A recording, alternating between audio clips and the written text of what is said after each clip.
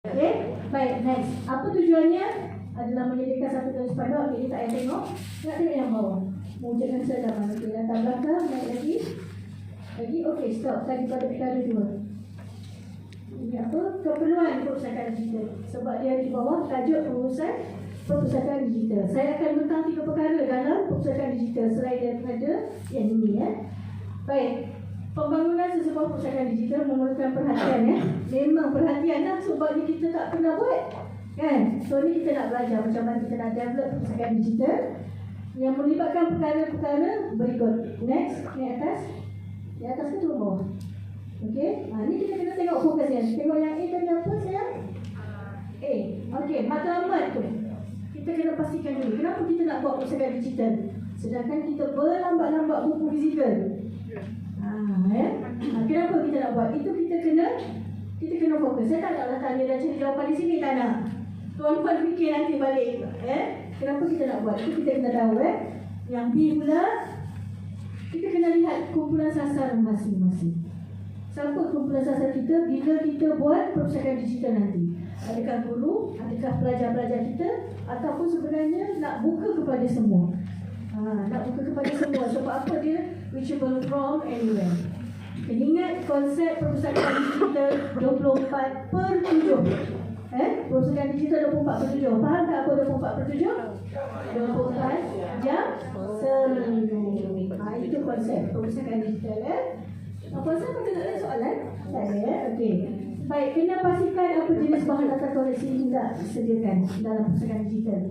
Bila kita nak buat, tak perlu kita bercita-cita tinggi. Semua nak buatkan. Tak perlu. Buatlah secara berfasa. Secara berfasa. Mesti ada copyright bahan. Sebab biasanya inilah yang paling menjadi isu dalam digital library. Kalau tuan-tuan jumpa e-book ataupun jumpa pangkalan data online seperti Z Library ke Opens ke, pastikan tuan-tuan email dulu kepada pemilik pangkalan data tersebut. Biasanya mereka akan jawab dengan cepat. Kita tanya dia, adakah bahan rujukan dalam Z Library contoh ya, mendapat kelulusan atau untuk digunakan secara meluas dari segi hak copyright. Ataupun apa sahaja soalan yang tuan nak tanya untuk kepastian daripada owner database tu. Biasanya mereka akan jawab yes, it's legal and you can use everywhere. You can use wisely. Wisely and widely. Okay, boleh guna. Tapi kena ingat, tindakan kita seterusnya print salin email. Print email, simpan dalam fail elok-elok. Yang dalam email kita boleh pindah masuk ke mana-mana storage yang lebih selamat. Sebab email kadang-kadang ada dodam ataupun korak dan sebagainya. Kenapa kita minta print? Bila ada query berlaku, kita ada bukti, kita dah minta izin. Kita dah tanya. Dalam email tu boleh letakkan ayat berikutnya, saya mohon izin untuk diletakkan di platform dan digital saya. Selalu dia cakap, of course you can. Kali ni itulah jawapan selamat yang kita nak gunakan tu. Boleh faham? Itu tindakan Okey. Tempoh masa pembangunan perpustakaan digital.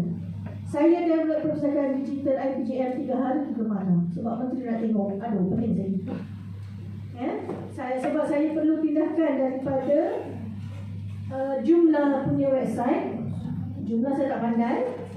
Sebab dibangunkan oleh PTM IPG ketika itu, orangnya dah bertukar. Saya susah nak edit. Saya terpaksa pindahkan semuanya dalam Google Site. Nanti saya tunjuk pindahkan Google Site. Rupanya mudah je Google Site tu. 3 hari 3 malam memang gadang malam lah.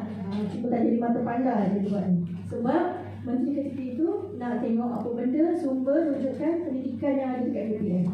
Okey. Perolehan bahan rujukan. Ini kalau kita ada duit, kita boleh langgan ataupun perpetual access. Beli kekal e-book. Langganan lebih murah berbanding perpetual access. Perpetual access satu buku e-book boleh capai, bukan boleh capai, biasanya RM1,000. RM1,000. Okey. Kaedah pelaksanaannya macam mana? Kaedah pelaksanaan perpustakaan hybrid tuan-tuan tu cita-cita tuan-puan macam mana? Boleh capai dalam kawasan sekolah saja ke? Ataupun boleh capai di mana-mana saja ke? Menggunakan pelbagai peranti ke? Macam mana? Itu tentukan. Okey. Kemudian kaedah penyimpanan bahan digital. Macam mana simpan? Dekat cloud ke laut ke? Itu kena ambil kira ya, tuan-puan. Kalau cloud, macam mana dari segi lisennya, kita beli ke, kita sewa ke? Itu kena ambil kira. Okey. Next sikit. Juga memerlukan penyelenggaraan koleksi dan ruang penyimpanan.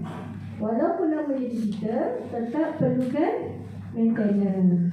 Terutamanya daripada sewaan cloud tadi tu ya. Kalau kita tak beli, kalau kita beli pun sebenarnya cloud tu ataupun VM, virtual machine, iaitu server virtual machine tu yang server maya tu tetap memerlukan maintenance. Ni saya cerita pengalaman sendiri lah ya. Apabila saya memangku tugas ketua unit ICT, salah satunya yang menyebabkan gila IPGM dia beli server brand Nutanix.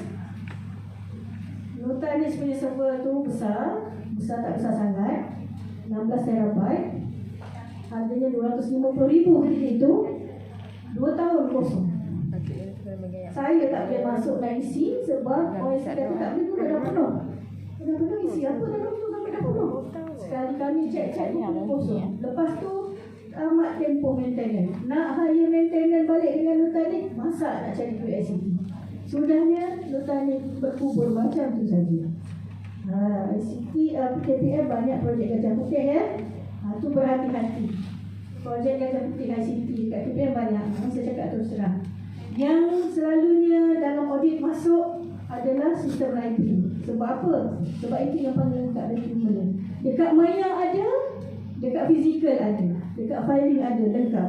Itu sistem ilmu. Sistem apa? Sistem library. Yang lain, di Maya ada, dekat fizikal tak ada. Ada dekat fizikal, dekat Maya tak ada. Nombor tak tahu ke mana. Tapi duit semua dah siap bayar. Itulah berhati-hati ya. So, yang dah lepas mungkin dah tak timbul balik, Alam. Tetapi itulah antara selama 8 tahun kejadian yang berlaku dekat IPG ya. Saya cakap terus terang supaya dia jadi pengajaran bagi kita kalau nak beli sistem library automasi, beli betul-betul, guna betul-betul, maintain lah betul-betul ya. Okey. Jadi seterusnya adalah perkara berkaitan dengan perkakasan. Walaupun namanya digital tu kita boleh guna guna PC je kan, namun pun digital, satu PC boleh set everything, betul tak? Ya, tapi kita masih memerlukan perkakasan ya. Perpustakaan perlu dilengkapi dengan penggunaan teknologi maklumat dan komunikasi dengan persesuaian seperti perkakasan, perisian, peralatan dan kelengkapan lain yang mencukupi bagi kemudahan pengurusan perpustakaan serta penggunaan perpustakaan digital. Antara yang disediakan, okey, ini adalah antara spek-spek untuk digital library. Kita nak sediakan perkakasannya ya, iaitu komputer mikro seperti desktop, laptop, tablet untuk penggunaan staff dan penggunaan perpustakaan, workstation atau server yang berfungsi sebagai pelayan, pemacu DVD-ROM, naikkan lagi saya, rangkaian kawasan setempat LAN, local area network ya, dan rangkaian kawasan setempat tanpa wayar, Wi-Fi ataupun wireless, dan juga bekalan tenaga berterusan UPS. Ini penting sebab dia beroperasi 24 jam. Tapi tuan-puan, suka saya nak pesan, okey, ini bukan saja di digital library. Selalu tak tuan-puan buat, kita login, tuan-puan masukkan username dan password. Bila dah habis guna, kita cuma tekan pangkas dia kat atas. Ada tak buat? Cuba ngaku. Ada kan? Salah tindakan tu ya. Di situlah punca kenapa kita punya account, kita punya PC, kita punya maklumat boleh digodam. Sebab kita terus pangkas. Ada login, kena log out. Jangan biarkan. Ya, ada login, kena log out. Itu tata cara dia. So kalau kita biar ataupun pangkas je lah, tu maksudnya dia tak habis log out. Okey? Boleh faham ya? Itu satu lagi ya untuk ICT, keselamatan ICT sebenarnya ya. Okey, naik lagi. Mikrofon untuk boundary conference microphone, webcam, jenis sudah ada. Ini adalah jika perlu. Yang penting nombor 1 dengan nombor 2 tadi tu ya. Okey, seterusnya perisian 2.2. Banyaknya 2.2 saya tulis ni. Okey, salah satu daripada perisiannya adalah sistem aplikasi ya. Perpustakaan perlu disediakan dengan sistem aplikasi bagi memudahkan menyimpan maklumat atau bahan berbentuk digital sama ada menggunakan perpustakaan sendiri atau menggunakan open source dan kepakaran pihak luar. Mampu menggalak guna kita guna open source. Mampu memang galak guna kita guna open source. Kalau boleh gunakanlah open source yang orang kata yang bagus. Maksud saya bagus tu dia bukanlah vendor yang akan mencedok kita punya maklumat, bukan ya. Macam Koha yang saya sebut semalam malam tadi. Itu adalah antara yang disarankan guna ya, Koha. Okey, seterusnya antara aplikasi yang sesuai digunakan untuk menyimpan maklumat atau bahan digital adalah seperti berikut. Ini yang saya sebut semalam ya. ePrint, DSpace dan Open Journal System. Setakat ni saya suka guna yang B. Kalau tuan-tuan suka guna A atau C, terpulang, tak ada masalah. Nak guna tiga-tiga pun tak ada masalah. Pandai-pandailah gunakan dia dengan baik. Tengok expertise. DSpace ni yang saya nampak sebab dia user friendly dan dia nampak lebih cantik berbanding ePrint. ePrint ni pula ada satu-satunya masa dia akan tercicir data. Tapi tak ada masalah sebenarnya kalau kita selenggara dia dengan baik. Contohnya USM, representatifnya guna ePrint. Okey. Nanti saya tunjuk macam mana contoh ePrint ya. Dan untuk rangkaian komputer 2.3, secara amnya perpustakaan mestilah dilengkapi dengan LAN tadi. Akses kepada internet untuk memudahkan perkongsian sumber serta akses kepada maklumat global. Infrastruktur LAN dan akses kepada internet mestilah dapat menampung keperluan untuk mengakses. Kalau speed dekat tempat tuan-puan 45 Mbps, susah sikit nak buat digital lain. 45 Mbps ni apa jadi tau? Koridor raya MSC yang ada dekat UPM. Dia ada satu koridor raya yang masa MSC dibina. Orang Malaysia jarang guna. Laju. Laju. Tapi kalau daripada 45 Mbps tuan-puan tadi kita upgrade jadi 100 Mbps, terdengar bunyi laju kan? Tapi teknologi kita tak ubah dalam tu. Dia sama seolah kita besarkan highway tu daripada 2 lorong kepada 5 lorong sehada. Memang cukup besar. Tapi memang dia semua tidak kancing lama, kita tulis lama, saga lama. Boleh speed tak? Tak boleh. Itulah analoginya. Jadi kena seiring perubahan tu ya. Okey? Okey, next. Maklumat yang disediakan dalam bentuk teks, multimedia dan digital. Tadi susunan daripada itu ya. 2.4 Wi-Fi. Kalau boleh Wi-Fi kena ada untuk digital library. Sebab apa? Ada masa pengguna datang secara walk-in. Nak guna digital tapi dekat tempat masing-masing. Okey? Next. Pendigitalan bahan saya dah cerita semalam ya. Kalau kita nak guna teknologi sendiri, kalau rasa boleh guna iPhone tuan-puan tu letak dekat tripod dan capture untuk jadikan digital pun boleh. Yang semalam saya cerita DSLR, betul tak? Pun boleh. Kita cuba dan cuba uji sendiri sebenarnya. Tapi jenuh lah kalau pakai kamera tu sebab dia kecil. Tak muat storage lah apa semuanya. Melainkan kalau tuan-puan ni orang kata istiqomah, setiap hari sekurang-kurangnya 10 muka surat letak gambar dan transfer. Tu boleh. Okey? Perpustakaan, okey, untuk pendidikan bahan, perpustakaan perlu tukar format bahan bercetak karya intelek. Karya intelek masing-masing ya. Maksudnya produced by sekolah masing-masing, bukan library, oleh sekolah masing-masing ya. Karya intelek institusi ke dalam bentuk digital sesuai dengan konsep perpustakaan digital masa kini. Kandungan digital tersebut mestilah diuruskan dengan diberi metadata. Apa pula metadata? Semalam sebut metaverse. Hari ini sebut metadata pula. Data dari data. Metadata. Banyak data.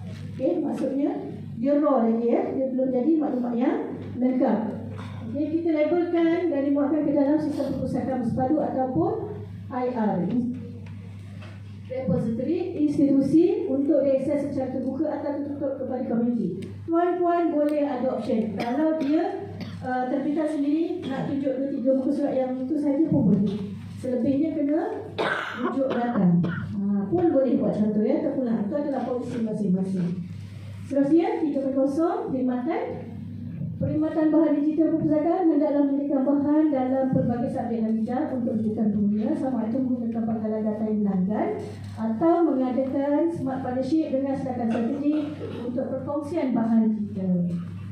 Okey, nanti saya tunjukkan macam mana contoh rangka strategi ya. Okey, next. Okey, perpustakaan juga menyediakan bahan rujukan digital dengan fokuskan niche. Kalau kita nak fokus dulu pada niche kita, okey, sekolah kita ni fokus pada subjek apa? Keperluan khas, sejarah, itu kita boleh tentukan sendiri ya. Okey, seperti berikut antara bahan yang disediakan dalam perpustakaan digital. Kita ada e-book, kita ada buku audio, kita ada peta, gambar, audio, video, multimedia, e-journal, terbitan, jambatan, laporan, poster dan majalah.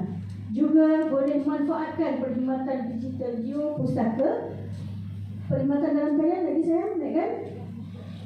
Okey, selain itu, benda tu kita boleh baca. Selain melaksanakan pendigitalan koleksi jabatan, beberapa rujukan dalam talian boleh digunakan seperti open access, internet ataupun VOD. Okey, next. Ni ya, saya tunjukkan ini sajalah ya. Nanti boleh tengok sebab saya nak tunjuk yang lagi dua tu, antara benda yang penting tuan-tuan nak dapat gambaran ya.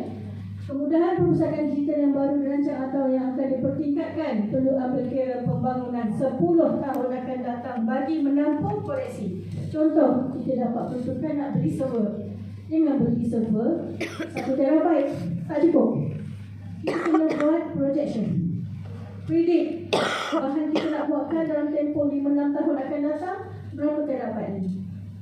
Selepas terabyte apa saiznya? Petabyte, ya, betul. Selepas terabyte, saiz yang besar adalah petabyte. Kalau kita rasa nak beli 100 terabyte, BPM, KPM kata, oi banyaknya 100 terabyte, nak buat apa? Kita tak apalah, kita beli 1 petabyte je lah. 1 petabyte je lah, kita beli sikit kan? Sikit. Lupa tu petabyte belakangnya. Okay? Lulus. Itu dia namanya main psikologi. Sebab dia tengok angka 100 tu banyak tu, nak buat apa 1 terabyte? Okey, tak apalah, bolehlah kurang 1 petabyte. Ya, nampak? So, kadang-kadang kalau yang perasan lah. PTN kalau perasan, kalau dia cakap macam-macam. Okey, so maksudnya ya. Jadi storage ni perlu ya, sebab kita tak tahu akan datang, mungkin bajet tak ada dah. Masa kita nak buat tu, duit macam-macam masuk. Okey. Untuk perpustakaan digital, pembangunan fizikal tidak perlu kepada kos yang besar. Itu maksudnya. Kita dah ada GPM, kita dah ada PSS, dah ada tempat semua kan? Tapi kita nak wujudkan digital library. Apa jadi pada perpustakaan digital? Hybrid library. Yes, konsepnya adalah hybrid library. Hybrid library maksudnya wujud kedua-duanya. Kita ada digital library, kita ada physical library, maka jadi hybrid. Hybrid boleh jadi 50-50% dia punya function, atau boleh jadi 60-40, dia tak lebih daripada tu. Kalau digital hanya 30%, dia tak boleh dah panggil hybrid, panggil je lah perpustakaan biasa. Ya, itu ya paling dia punya pembahagian. Okey. Seterusnya, bagi pengurusan sumber manusia, apabila ada digital library, perlu tak kita kurangkan pengurusan sumber manusia? Tak perlu. Sebab apa tak perlu? Ya, sebab kita masih ada conventional library, iaitu library physical. Okey, makin sama kerja sebenarnya, sebab kena urus dua library. Okey. Okey, next. Kalau boleh kena ada profesional ya.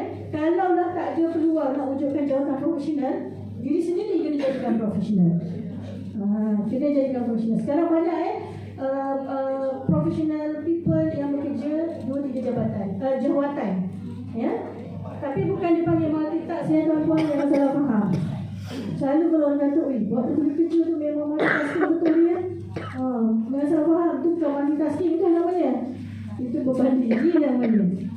Doktor, ya, profesional dia, kalau kata multitasking, doktor bedah orang dengan doktor bedah gigi, dia tak ada dia buat masa yang sama. Kejap bedah orang kat sini, sebelah doktor gigi. Tak ada. Itu bukan multitasking dia, itu profesional masing-masing, fokus pada satu. Jumpa juga dengan tuan-puan okey. Baik, pengurusan perpustakaan digital perlu mempunyai kemahiran pakaran dalam bidang ini. Ni dah ada dah semua ni. Tuan-puan semua ada ni, betul tak? Cuma kita perlu polish. Kita asah. Sekarang kita nak asah. Antara ini ada platform-platformnya. Datang majlis begini, menghadiri program, menghadiri bengkel, ambil peluang tu. Tak jumpa yang fizikal, cari yang online. Banyak sebenarnya banyak. Okey. Seterusnya. Cantik dah produk. Okey. Ini suka saya nak tekankan. Saya nak turunkan sikit naik. Okey, stop. Yang terakhir. Kecerdasan emosi. Saya tak nafikan bila kita kena manage digital library, emosi tu sama swing. Sebab apa? Kita terpaksa memaksa diri untuk mahir dalam ICT. Lagi-lagi orang yang tak minat ICT. Orang yang tak minat ICT ni bukan saja orang muda, orang tua pun ada. Ada juga orang tua yang mahir ICT. Jadi dia ikut diri sendiri. So, yang ini emosi kena cerdas itu sebab saya letak kat situ poin dia, kecerdasan emosi. Okay, next. Ini penting. Dalam perpustakaan digital, perkara ni antara yang penting, promosi. Ada digital lagi tapi tak promosi, memang tidak lah. Dia akan terbenam macam tu je. Beli dah mahal peralatan apa semua. Kita dah, kalau tak beli pun tapi kita berusaha mencari, meletak part apa semua, tapi tak ada promosi. Kita ada perpustakaan digital, sebenarnya perpustakaan kita dah hybrid. Ya ke? Sejak bila? Lama dah, sejak tahun 2019. Asal saya tak tahu? Dia kerja macam tu. Maka hati kita sentak ketika itu. Penat aku 2019 buat, tapi tak tahu. Lagi parah kalau pengikut besar tak tahu. Betul tak? Tu. Jadi tuan-puan, promosi penting Promosi kalau digital ni, dia tak boleh sekali-sekala. Dia kena berkala-kala. Kena gerak. Sebab benda mudah pun, kita hanya buat blast secara berjadual. Setiap pagi, ataupun setiap pagi Isnin, ataupun pilihlah jadual yang buat tuan-puan rasa geram. Buat schedule dia. Macam tu, akaun kita, standing instruction, setiap 25 hari bulan, pukul 9 pagi, potong RM1,000 bayar duit rumah. Tahu-tahu buka, kenapa kurang RM1,000? Lupa kita baru di rumah. Sebenarnya macam tu jadualkan kalau rasa takut terlepas. Okey, perlu mengadakan promosi bank digital mengikut tema seperti Hari Buku, Hari Kopi Sedunia dan lain-lain mengikut kesesuaian, serta buat sesi latihan kepada pengguna. Kita dah buat tu, tolong war-warkan melalui latihan. Latihan berkaitan dengan ICT jangan buat sampai sehari 2 hari, jangan. Memadai separuh hari, memadai 2 jam tapi konsisten. Sebab apa? Dia macam mainframe lah. Banyak workload masuk ni. Tapi nanti bila tanya balik, apa faham tak ada? Daripada 10 tu berapa yang buat faham? Saya faham 0.5 daripada ni. Yang mana? Yang login je, sudah. Tu maksudnya. Itulah sebabnya apa perkara baharu jangan bagi banyak memadai 2 jam. 2 jam kalau 2 jam tu dia mampu tampung dan mampu terima apa yang kita ajar. Caranya macam mana? Okey, hari ni kita masuk macam mana nak gunakan repository. Cukup babak tu je. Jangan campur. Kita ada 5 babak dalam digital library, kita nak cerita semua. Oh no. Jangan buat macam tu Kita buat chapter. Biar mereka ternanti-nanti. Besok cikgu ni kan nak cerita apa lagi? Nampak ada banyak tu. Yang tak sabar dia akan explore. Yang sabar dia akan tunggu. Seterusnya. Okey? Seterusnya. Dan perkhidmatan digital perpustakaan yang disediakan oleh perpustakaan serta berkongsi maklumat. Okey? Kita ada email, kita blast lah. Bukan spam kita blast dalam email. Email jabatan khidmat apa yang tuan-tuan ada tu lah. Kita blast, kita bagi tahu. Ini kita ada koleksi baru yang kita masukkan dalam digital library. Okay, next. Dah habis sesi saya ni. Okey, dah habis. Inilah tentang macam mana tuan-tuan nak uruskan library digital Yang mana kalau ada nanti dia akan jadi hybrid library, bukan digital library semata-mata. Waimah Pulau Pinang memiliki perpustakaan digital pertama di Malaysia, tapi dia tak 100% digital. Dia masih ada bangunannya dan masih ada buku-bukunya. juga dengan perpustakaan digital Kedah. Masih digital di Malaysia ni tidak ada yang pure digital dan meninggalkan fizikal. Maksudnya ruang kerja ni hanya sebuah fisik, tak ada. Belum ada ya. Okey. So itu dia tentang perpustakaan fizikal. Saya akan tunjukkan